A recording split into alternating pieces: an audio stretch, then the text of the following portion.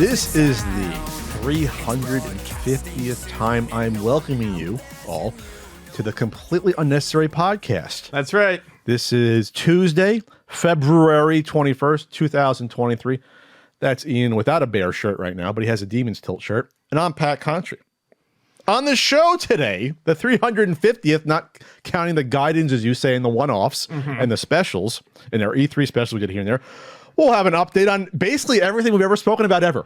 Atari, the Polymega, a new ROM getting preserved and dumped, a Tetris movie finally getting made. We've talked about that in the past. WADA, in television, and more, and a Q&A, and voicemails. Updates on all of it. We didn't plan it this way. You say updates? I did say updates, Pat. Might as well hit that.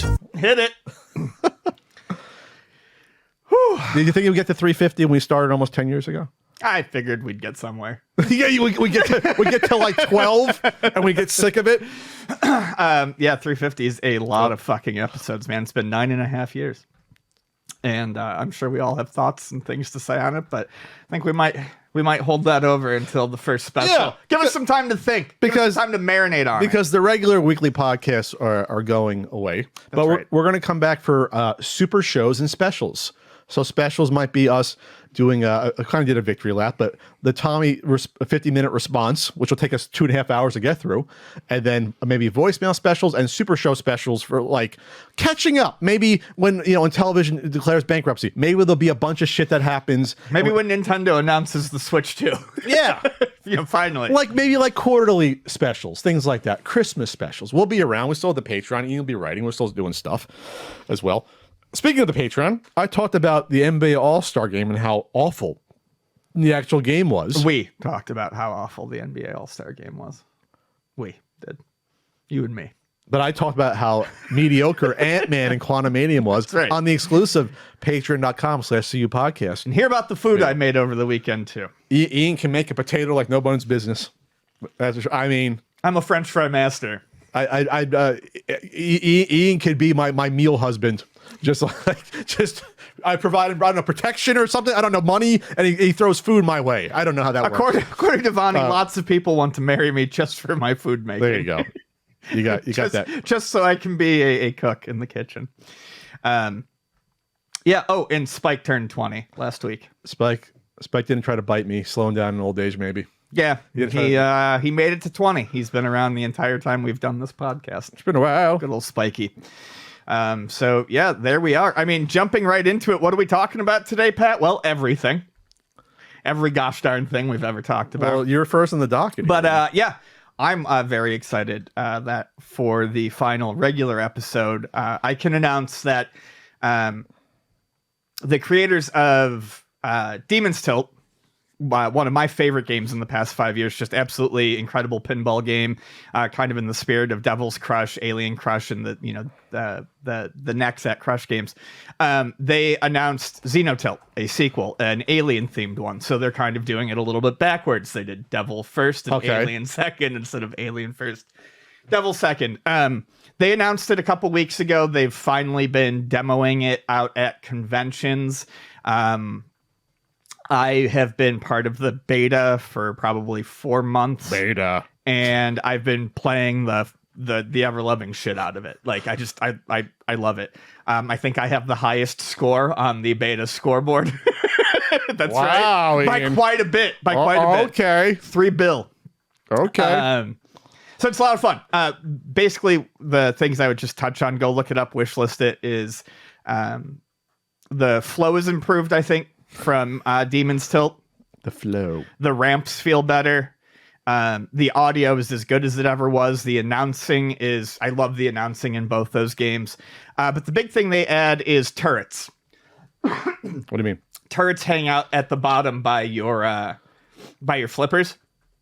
And as you play, like firing turrets? Yeah, like little turrets hang out at the bottom. And as you play, you can collect ammo for the turrets. And just like in, Demon's Tilt or in the previous Crush games, little enemies and baddies will, fill up the screen and they'll go around in patterns and stuff like that, which can severely block your shots. But what you can do is you can build up the ammo, and then whenever you cradle a ball on any flipper, it doesn't just have to be the bottom ones, it can be side flippers, and you nudge down, it starts firing auto-locking turrets at the enemies as they go around. Okay, so that you have to have a ball held. You capture the ball, you pull Then down, you can and then it starts firing the turret. Only time you can fire. Yeah. Okay. So and then once they start firing, you can shoot your ball again and all that, because once you activate them, they auto-fire. What's cool about it, though, is this game is more so than Demon's Tilt. It's really, really based on building up a big combo. Mm-hmm. And to build up a combo, you got to keep hitting things. You got to keep your ball in motion.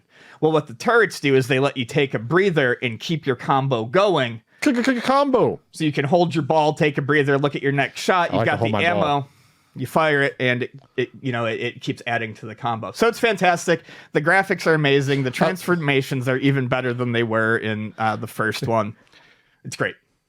How do you feel about elements? This is more of a philosophical pinball question. How do you feel about adding elements to a digital pinball game that you cannot do in a physical real table? No, you need to. You need to. Otherwise, I mean, what's the point? I'm just saying, like, some people purists don't like that. It's like too video gamey. I don't think anyone ever really thinks that. My take is I've played more pinball, more video pinball, and then as I've been playing more actual physical in-person pinball, this is the type of pinball game I want to see, because this can't be done on a table. You'd rather see it. Okay. What I've grown very tired of playing, and I'm not saying they're bad, they're just not for me. I'm getting very tired of playing digital recreations of real tables. That to you is more tiresome. Yes, playing digital recreations of real tables, because I play so much in-person pinball now. I don't have any fun playing the real table, but it's easy to look at something like Xenotilt or Demon's Tilt as its own thing. It's very video gamey. It's not trying to be. What do you think about playing a digital pinball game on a digital table? Would that be something that could be intriguing? Or no, it would. I don't think it's. I'm not shitting on it. It's one of those things where, for me, what are you doing, jerk? On our 350th anniversary, making fun of me. It's one of those things where it's great if you don't play a lot of pinball. Say you like pinball.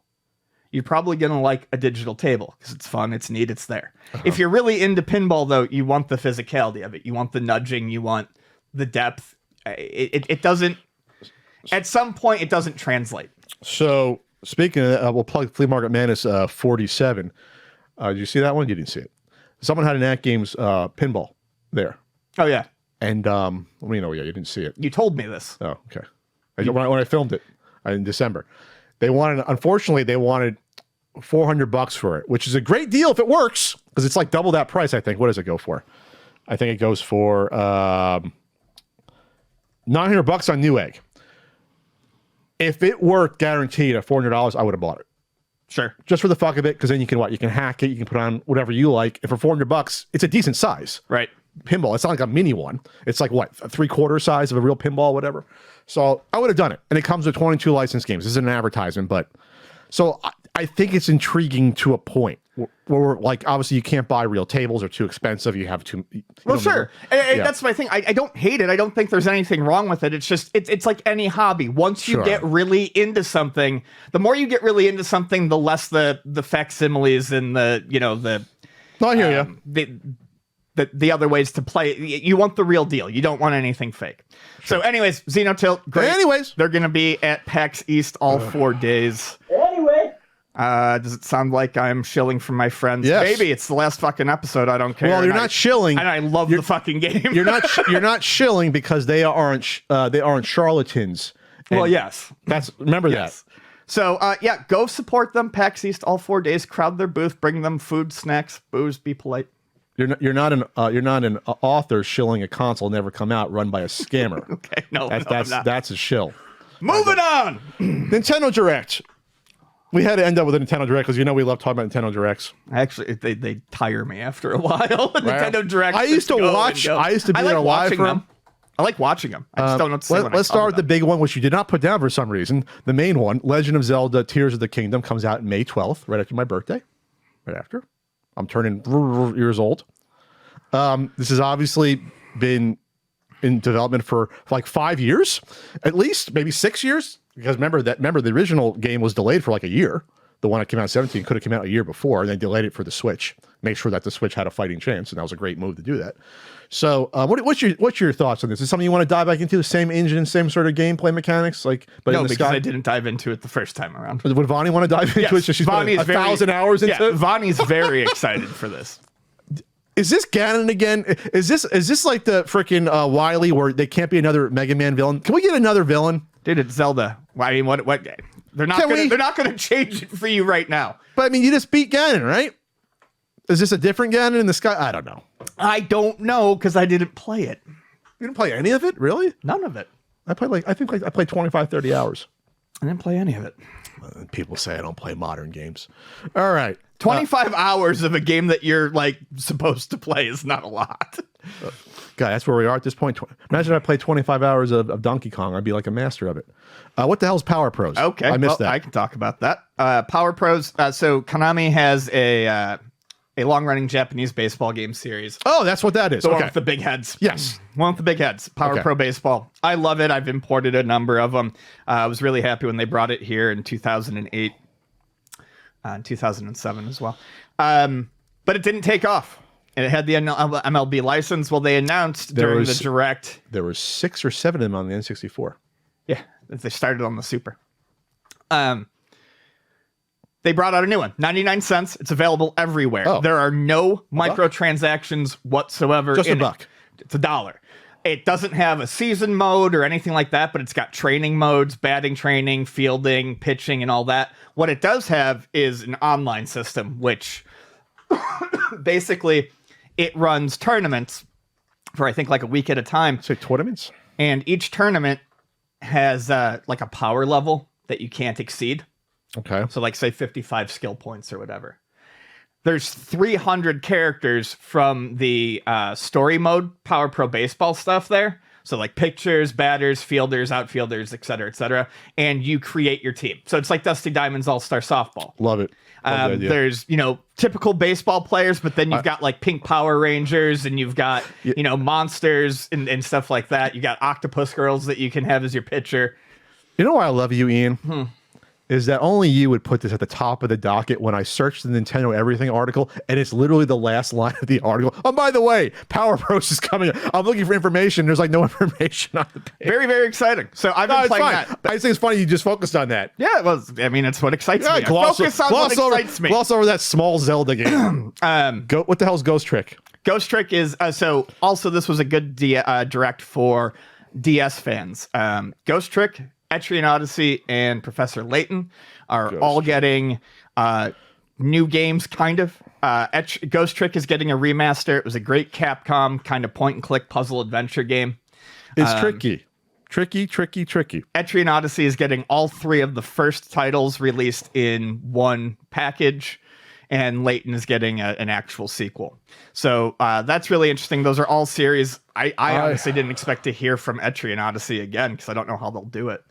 Well, why not? What do you mean? Well, Etrian Odyssey is famous for being the graph paper game. It's a first-person dungeon crawler with the graph papers on the bottom screen, and you draw your own maps. And it looks like you can still do that in this one, but I don't think it's going to be the focus because it would be a pain in the ass to constantly be switching back and forth. To look back and forth, and well, no, Switch is if it's docked. You could do it, you could play it, but I mean, in any mode other than handheld mode, it's going to be a pain in the ass. You got to use a Pro Controller. You got to draw with the. So I think it's going to do a lot of auto mapping, or more auto mapping. I never heard of this Ghost Trick Phantom Detective. I like the graphic style. It's a great game. Professor Layton. I beat the second. I beat the first Professor Layton, I believe, way back. May have been on a flash card for my DS back in the day, which I still have, that black DS. It used to be my vacation or convention DS because I play like Professor Layton, like Civilization Revolution on it. Civ Rev is great. Yeah, cut down version. All right, what's that little Metroid Prime remake that was like, okay, this game is out. Come play it. Don't forget that Metroid Prime 4 is in developmental hell. We're not going to talk about that at all. Right. I thought that was funny. I was like, wow, the remake of it. I was like, wow, okay. You ain't seen that. You ain't seen Metroid Prime 4 for at least 2 more years, if I had to guess. That ain't coming out. I have a feeling Metroid Prime 4 will slip to whatever the next system is. That was Either that or announced. it's going to be like it's going to be the big swan song of the system. That was announced almost 6 years ago. 6 years for a Nintendo title to be announced and nothing. It's insanity. That what's happened. There might be a documentary like Nintendo. This never happens with Nintendo stuff. Nothing even close to delays like this, or they had to scrap it and start over, and then being so embarrassed that they announced it on a Nintendo Direct. Hey, you remember that Metroid game? It's fucked. They said it in the nicest way, most polite Japanese way possible. This game is fucked. Remember Metroid Prime 4? You're not going to hear about it for a long, long time. It's fucked. That's basically what they said. So. I mean, I never played the original. Used to watch my cousins play it. It's a great game. It's a masterpiece, so I can imagine people being very happy with I will get to it at some point. I just haven't downloaded it because I know I Is this a full $60 game? Are people going to be pissed about that versus like 40 Metroid Prime? if it is, no one's complained about it that I know of. It's $40. 40. Okay, That's about right. That's their remake price. Like they did like the Link's Awakening price. They don't do 60 usually, right? It was like 40 for Link's Awakening. The redo was it 40? No, only? it was 60. It was a full Was it? Yeah, it was a full 60. There's people complaining about that. This one's only 40. At least at GameStop. Why is it 65 at Walmart? Why is it Well, different? because digital's 40. Digital's 40. The physical will probably be 60. Wow, Nintendo jumped in with cheapening up the digital. Good for you, Nintendo. I guess. They finally starting to do that. Yeah, maybe. It makes sense. I mean, you're gonna. I think they could do. I think this one. I think They could do it. if this was a $60 digital download, people would have fucking lost their shit. I mean, you can still get the physical. You got to pay Yeah. 65. Wow, they're No, it should be 60. well. That's the thing about the. Oh, that's right. The Zelda's 70, so 70. maybe they're upping the price on They it. finally jumped in. They're like, hey, inflation. There you go. We got you on that. Advance Wars finally coming out April 21st. Delayed. People thought because of the Ukrainian war, which is still going on against Russia. Here we are. I said at the time this war is not going to be over anytime soon, so why delay it? But it's coming out, and I like the Advance Wars games. I don't know how much of 2 I played, but I beat the first one, and I like strategy games like that. I like them. Military Man. I love these games. No, they're fun. And then Tron Identity I put down for you just because you're a Tron fanboy, and I didn't say anything about it. So I don't know what that game even is. It's a visual novel. Oh, okay, so that doesn't count. It counts. And then the big news for us retro gamers Big news. is Game Boy and Game Boy Advance games coming to Switch Online. They're already there. Well, I mean, from the yeah. announcement. I like how Nintendo announced this thing basically says it's here. It's ready. No, I like it when they do that. The Fire Pro model is the best. Metroid Prime remake. You're not waiting a year. Go buy it. like that. I love that. I love it. So for regular Switch Online, the lower tier, you get OG Tetris with a registered trademark thing. Super Mario Land 2, not the original for some reason. Maybe I want you to forget about that one because it's not that good. Which one? Super Mario Land 2 is on here. Oh, not the first one. The first one's great. I don't like the fireball; just goes up in the air, whatever. It's a fucking cute game. Zelda Link's Awakening DX, which remember was the Color. special version. Gargoyle's Quest. That's a classic Game Boy title. It's amazing. Why did I put Pikmin 4 down? Oh, that was a game announced. I put it down. There's no Pikmin 4 on the Game Boy, but Pikmin 4 was also announced regularly, and Ian doesn't know much about the series or care about it. I'm sort of the same way. I think it's cute. It's cute. I think it's interesting, but I've never played it. I like Sure. more than 5 minutes. I'm the same way. Yeah. I'm sure I get into the strategy stuff, but whatever. Game & Watch Gallery 3. Why not put the other 2 on? They're like going for, I guess, the more refined titles maybe as they go. I don't know. Alone in the Dark, the new Nightmare. I know nothing about that for the Game Boy. No, that's a weird thing to have on there. I found it a swap meet Because I think Game for Watch PlayStation. Gallery 3 is the first Game Boy Color one. Is That's that why? probably it's So there. they're erring on the side of that? Yeah, erring on the side of color if they can offer it, I think. Metroid 2 Return of Samus, Wario Land 3, and why not 2 or 1, whatever. And then Kirby's Dream Land, which is obviously a classic. And then all the Game Boy and Color games, you can use the palette functions of the Game Boy Color. That's the cool thing. The same sort of palette functions. And then if you want to give Uncle Nintendo a little more of your cash, if you get the Online Plus expansion, you get GBA games as well. You get Super Mario Advance 4, Super Mario Brothers 3, which is Super Mario 3 with bells and whistles and extra levels and shit. You get the WarioWare game, Mega Micro Games, which I don't think I've ever played that one. So good. Kururin. Which wasn't released here. It's a game where you have to guide like a helicopter through a maze, basically, and it's like basically it's like a spinning stick. A spin stick goes, and you have to maneuver. They're fun. I might have seen that like in a Japanese arcade or section or something like that. But it's an interesting concept because you got to be quick and kind of it's look a ahead. Nintendo property. It never came out over here. I always wanted to play it when it was announced, so I actually picked it up in Portland for the GBA, and now we get it digitally. Mario Kart Super Circuit. I remember having a little bit of fun playing that, but didn't get into it too much. I liked it when I was playing it on the Game Boy Advance at the time, but like, it feels like that's the game everyone tried out when the GBA online game showed up, and everyone's like, "This is not so good." I'll have to go back to it. I remember the DS being a huge improvement. Like the DS is like the handheld one. Mario and Luigi Superstar Saga. I don't know anything about Those that. games are supposed to be great. And then a Legend of Zelda Minish Cap. So this is my thoughts about this. This is obviously people. I always talk about how Nintendo like never promotes their Game Boy shit. And this to me is almost the same sort of way in my mind where it's like, yeah, it's free, just play these games, and there's some third-party ones. And for as important as the Game Boy was to Nintendo, the domination of the market, they really don't go back to it. They treat it like the Virtual Boy almost. Like it's I don't know if it's that bad, but they never do things with it like they should. They don't. Yeah, they don't celebrate it in the way that they should. No, they did no mini. They did no collection on the Switch. They could have put out a collection for $30 with like 15, 20 games, and people would have bought it. And then this is weird just because you got to pay more for online expansion, but there's no third-party games with that. So Nintendo's just really squeezing the dollars out of you. They're not paying for those games to be on there. They're paying for some of the licenses they're honestly probably paying for the Tetris name to use that again. Tetris, Gargoyle's Quest. Not the game itself, but the name. Gargoyle's Quest, Alone in the Dark. So at least, and there's probably going to be more of those. So anyway, I just think that's interesting. Let me shut down my email. It's interesting, The email should not be coming up on the last regular episode. It should not. Why is Zynga Poker But saying it we miss already you? did. I don't miss you, Zynga Poker. Not at all. I played like 55,000 hands with you. The Mario movie ad is interesting. It's cute.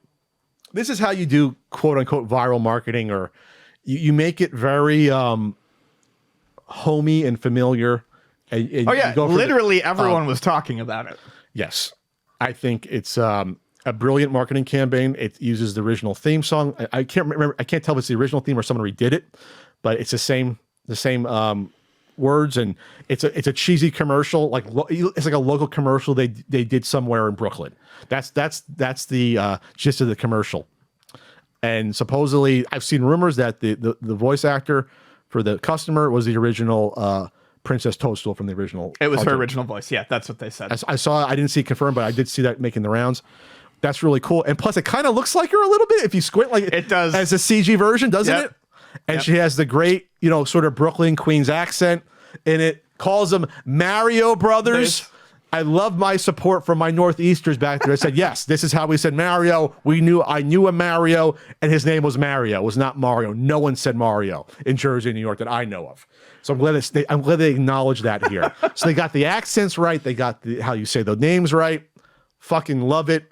I love the cheesy there's a little green screen effect on Luigi at the end, which it would have been funnier if they showed part of him missing, but you can see like a glow of green screen like next to Mario's hand. Oh yeah, that's some detail. Mm-hmm. Like we did a cheap green screen, but if that's the case, Luigi's hat would have disappeared and his arms. It would have been funnier, but it's great. So call Super Mario Brothers or go to the website. Did you go to the website, Ian? I didn't go to. I did go to the website. I didn't call the number, but I heard if you call the number, it's Charlie Day as Luigi. Oh, is it? I thought it played the GameCube melody. Was what I had heard. That might be a website thing. Oh, okay. When you get it, you get a voicemail from Charlie Day as Luigi, which is brilliant casting. That's great. Telling you to leave a message. He goes, we do. He's like, we do houses, apartments, mansions. He says it like that because obviously Luigi's Mansion reference. Yeah. And so this is what I'm going to say. And there's even a Foreman Spike reference on the site from Wrecking Crew. Then someone told me that character's in the movie. I'm fucking sold. That's awesome. I am sold on this movie now. Chris Pratt aside, I'm sold that they're putting loving care into this and bringing in fucking Wrecking Crew references. Yeah. A game no one outside of weird Nintendo fanboys knows about. I'm in, Ian. It's neat. They're showing love for the property. Yes. The fact that they made them actual plumbers in New York to me even said, okay. Oh, that to me right off the bat was like huge. They're not like, we're just people in the Mushroom Kingdom hanging out. No, whatever. They've got some backstory to them again. No, The cartoon established it going forward. They're fucking They were, carpenters originally and plumbers in the arcade, but they try to go wishy-washy with the Super Mario. No, this is who they are. They're real. They're in our world, quote unquote. Yes. Love it. They're from our world. They're from our world. And I will say this, though. There is an absence of Chris Pratt in all this, which doesn't hurt. But I am cautiously optimistic. So they did a commercial, and they changed his Wahoo take on the Mario Kart section. It was different than the trailer. I think they're realizing we gotta touch some of this. All right. We gotta massage the Chris Pratt performance a little bit. I'm in though. When I saw a Foreman Spike reference, he gives a star rating, 1 star on their website. Go to the website. It's a brilliant website. What was the website? SMBplumbing.com. It's fucking great. It's great. And there's little sounds you play. It's under construction. That's probably where that was. Yeah, but you see the Foreman Spike. If you scroll down, you'll see the star ratings. If you scroll down or click on the reviews, it's great. It's great. Well, let me scroll down. Scroll, Ian. Scroll. Speaking of trailers, There it is. That's awesome. a Tetris trailer came out. We talked about this because Tetris was going to be some sort of weird sci-fi space movie at some point. Yeah. We talked about doing movies. And we said to ourselves, that's insane. That won't work. And this is how they're doing a Tetris movie. Do you see the trailer? Yeah, I looked at that. They're doing the story of Hank Rogers, who went over to Russia and got the distribution rights and brought him back to the U.S. and how that was weird. Our pal Norm, the gaming historian, did a great, was it 90 minutes or 80 minutes? I think it was... It was over an hour. Yeah, it was over an 78 minutes. Great documentary with artwork done, all commissioned, telling the story of what actually occurred. Because this trailer is fucking batshit. It's fucking crazy. If you take away the sound, this is a Bourne Identity movie. There's violence, car chases in this movie. I just said to I remember I texted Norm just in case I was crazy. I said, "Hey Norm, were there car chases and Russian mobs involved when this happened?" He said, "No." No. I'm just like, okay. Well, it looks entertaining. Yeah. It looks entertaining. They have Hank Rogers go to the Nintendo headquarters and say, "This is the Game Boy," and I'm not sure if that actually happened or he went into this big white room of looking at the clean room looking at the Game Boy. Probably not. So I'm like, okay, I guess if this is how you do it, this is how you do it. That's my thoughts. I'll probably watch it, but it's nuts. Gorbachev shows up for a second or two. So you know what else is nuts? What's nuts? This great deal we have going on at ultimatenintendo.com. What's there, Ian? What can you get at ultimatenintendo.com? This is where you jump in.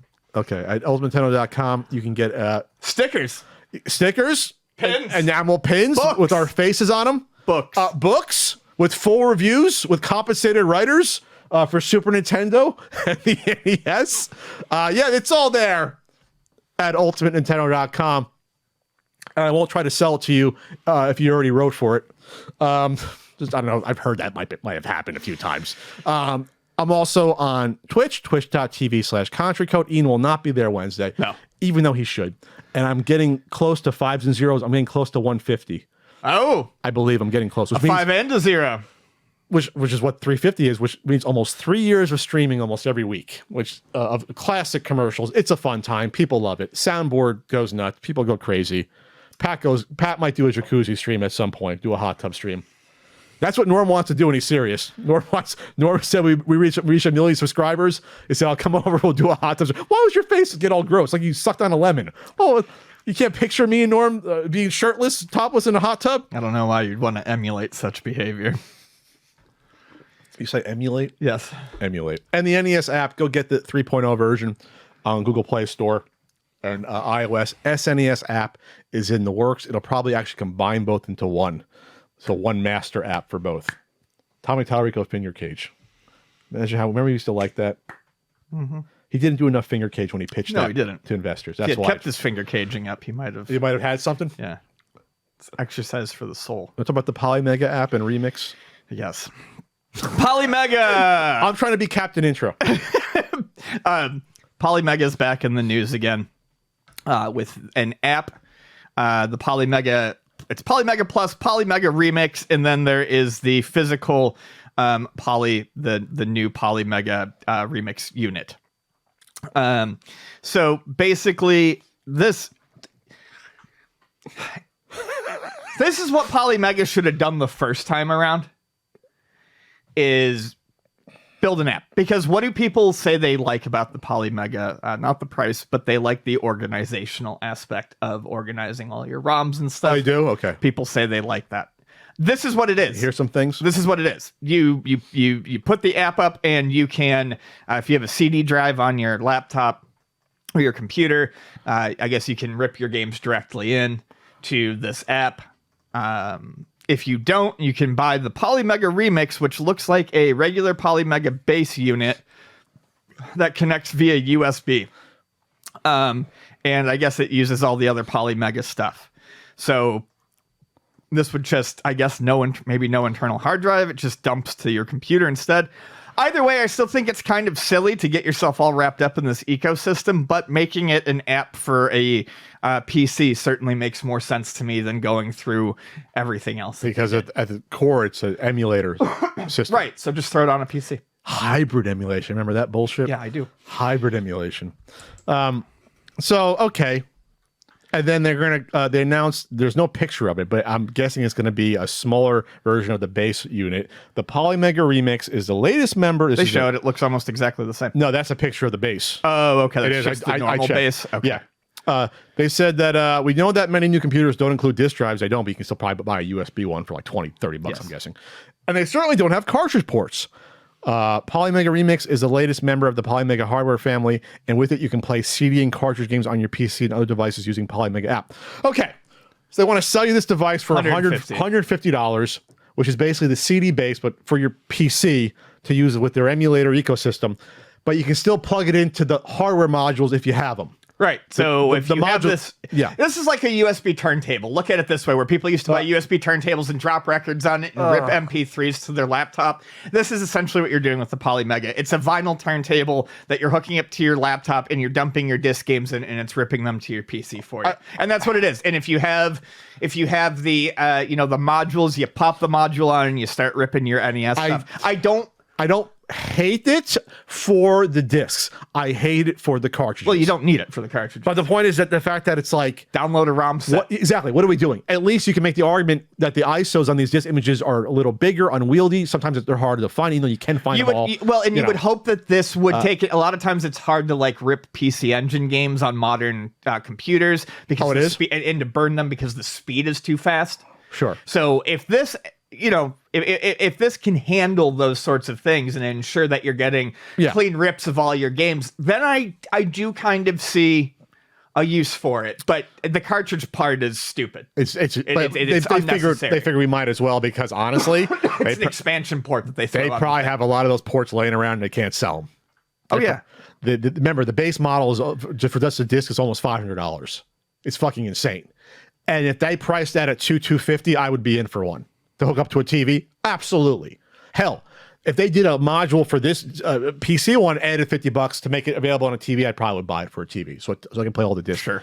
But that was their big miss. As we always said, they should never have focused on the fucking modules and ports and doing several different versions at once. They should have just focused on the disc. Focus on the disc. Well, I was more gung-ho on it when it was going to be FPGA, but when that started to go away, what's your real meat and potatoes here? It's your disc drive. Sure. But I always said, like, the disc thing was always interesting to me to have a disc solution. And then Polymega XL, is that a shirt size? No, it's a subscription. That's the app, but with more features, I guess. Unlocked cheat codes. Ugh, God. A lot of emulators have them, like, built in, kind of. Virtual display, patching audio play. You got to pay for that? See, this is where it gets kind of weird. So they're pivoting their business, Ian. This is what you call a pivot. Because they got killed on hardware production. They probably took a major bath on that. I don't know if they outright said it, but this was clearly something like people who said, why aren't you just doing this for computers? I'm sure they had a response. I don't think they're going to be making a lot of new hardware going forward. And remember, they said maybe like a Neo Geo module at some point, maybe some other shit. And I don't know if that stuff's going to happen. It's expensive to come out with hardware. And they did basically 5 different units at once, instead of just doing one and then doing one. Insane. Not counting the light gun. I think this company took a huge bath. I'm not sure who's still running it. Because not everyone's going to buy all the units. No. I mean, there's minimum orders for everything, but some of those units are going to sell way more better than the other units. Their business model was not good. That's business P telling you that. By the way, the whole bundle's on sale constantly for, well, it's only $60 off, $800 for the entire bundle. That's a lot of fucking dough. Change to drop, and then you need the real games on top. That's luxury. That's truly. That's well above. And plus, like you said, it's not FPGA. So yes, if you buy every FPGA console for Super NT, Mega SG, Mini NT, it'll be that much amount of money in the pocket, but it's FPGA at least. Right. It's FPGA, and then that can be, you could still hack them and do other stuff and load on other cores and stuff. We love the analog products. We would chill for them if we could. What else is going on here?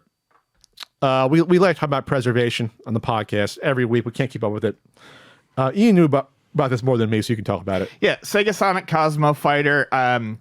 So there are 2 Sonic games that are basically built as those little rides that you would see at like in front of a grocery store or at a mall or whatever. Where you kind of put the coin in and you sit on it and it rocks back and forth. Uh-huh.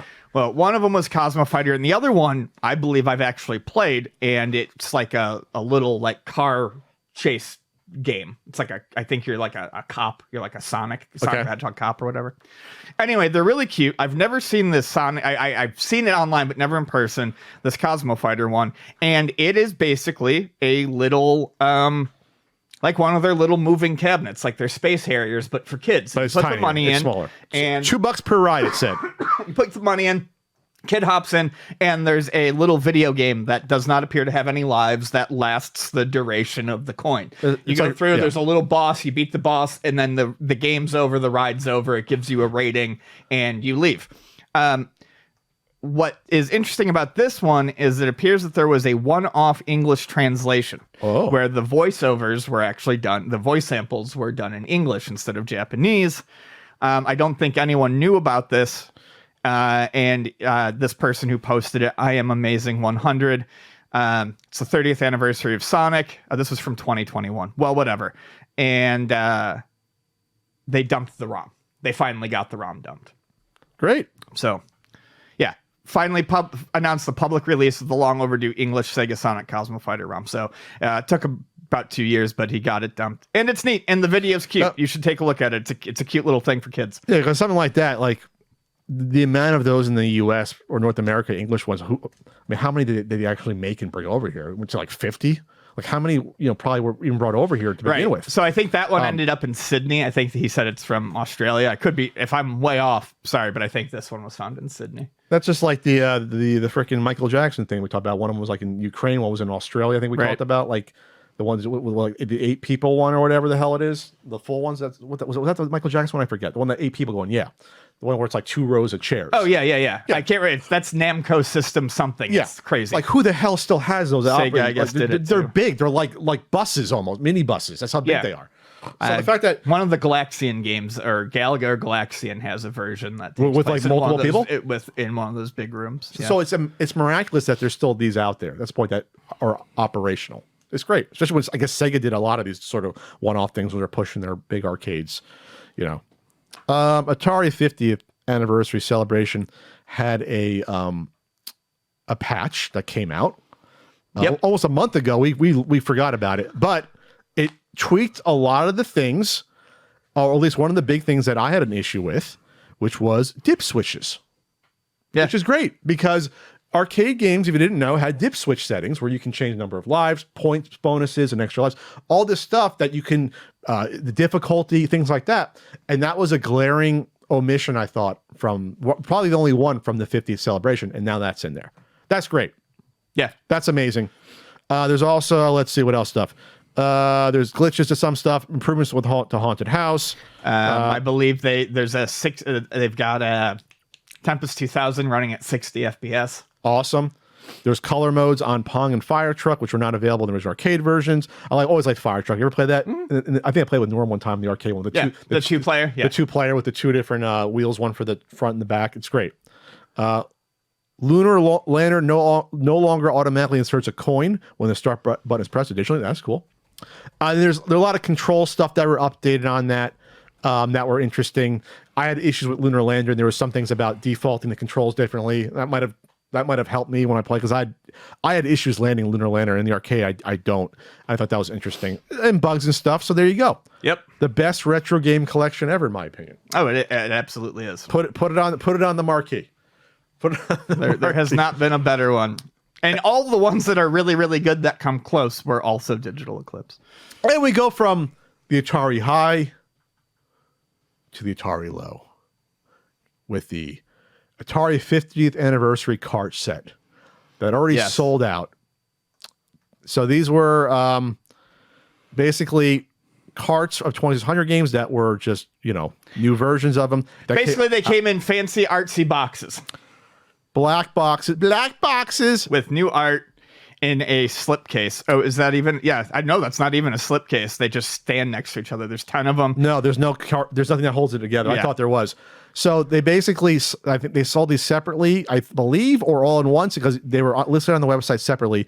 Adventure, Asteroids, Centipede, Crystal Castles, Gravatar, Haunted House, Missile Command, Super Breakout, Warlords, and Yar's Revenge. Those are most of the heavy hitters in the 2600 that are first party games, right? Yes. For the most part. I mean, I would have swapped out one or two. Like, still, it's so weird that combat's never on any of these. They must not have there must be a rights issue that I don't know about with combat. I think there is. Someone mentioned that in the comments once. But this was $1,000 for the set of 10, $100 each. When all their other remakes were only 50, they doubled the price to 100 each. And they got away with it because collectors bought them. So what am I? I'm the idiot for not. Each one of these comes with new artwork on the labels, remastered artwork on the labels, a custom stand, pin, patch, and each pin and patch feature designed based on what they're from. So yeah, it's crazy. So you're getting an acrylic, a little standy thing. So basically, you're getting an extra $5 of value, and you're paying $50 more. That's what it comes down for, too. Basically, that's what it is. And if you're an Atari fan, I like it. The set looks clean.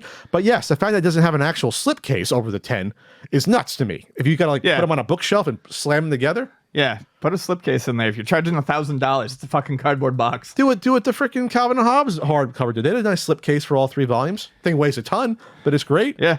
You have that one? You have the hardcover? I don't actually have that. I have all the individual books, but 2 sets that I need to complete. I want to get the hardcover complete Calvin and Hobbes, and I want to get the hardcover complete Bloom County. Had I known, I've seen them once or twice at the swap meet for sale. They're usually kind of dented because they're heavy, like for the slipcase. But the Calvin and Hobbes hardcover that must came out. That must come out 15 years ago already. It's been out for a while. Right, you can get it used for 120. I would just get it used. It's 190 brand new. Yeah, it probably used to be a little bit cheaper than that.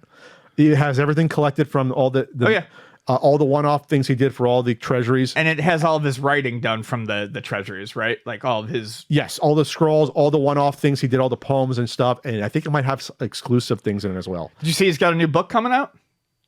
No. Real quick, it also has everything in color for the Sundays because there was Attack of the Indomitable Snowmen. Those Sundays were not in color. Yeah. When that came out, so that's in color. I'm sorry, no, I did not see it. He has a book coming out? Yep, he has a new book coming out. It's called The Mysteries. It's a book by Bill Watterson and John Cashed, one of America's most renowned caricaturists. And it's a fable for adults, he says, about a long-ago kingdom that is afflicted with unexplainable calamities. Hoping to end the torment, the king dispatches his knights to discover the source of the mysterious events. Years later, a single battered knight returns. And the art style is way different than anything he's ever done. I'm trying to look for pages on it. Is this an art book? I just have it's a story. Oh, it's just fiction. Well, no, I mean, it's art. Yes. It's an art book with a story. Yeah. It's a picture book. Yeah. Okay. That's cool. Good to see him doing something. He's enjoying his retirement, painting watercolors, and he does his one-off things every now and then. I would love for a video interview. That'd be great. He did the one audio one 5-6 years ago that ended up in that documentary, right? About just being about the cartoonist documentary. He didn't want any involvement in the searching for Bill Watterson documentary. He didn't want no involvement in that one. Let the guy have peace. Let the guy have peace. Yeah. Anyway, back to these Atari things. I'd love to know how many individual ones they sold out. If there was only 100 that sold out of each copy in the sets, I get that. You're going to find 100 people that'll drop $100 each. There's enough crazy fans. The individual ones, did they put out individual ones and then do like another 100 each? I'm just kind of curious. I don't know. what these I don't are. see anything about the individual ones. You go to shop, they're there individually. Oh. Click shop, and then you click on, or maybe I'm wrong. I thought, yeah. I thought it was just the one set. I could have sworn yesterday there was individual ones for sale. I could have sworn. No, like I said, I'm fairly certain all of those ones were specifically that set. Okay. Double check. Maybe they'll do another print run, but then they'll piss off the 100 people that bought. Oh, no. Yeah, there it is. There's a great. Yep, you can. They're at the end. So, sold out. They're all sold out. because it's the same set. So they do less of those. They do only like maybe 50 each of individual ones, and then some people only got a few. Because how many people would want all 10 of these? You know, versus just, hey, I liked Warlords growing up. I want Warlords. I don't know. I'm an Collectors idiot. like sets. They want their full sets. Get in early. Was that fine for our last regular intro, Ian? Yeah, that's good. I guess Captain Intro's approval. We got through it. We got through it. On to the main podcast. Main.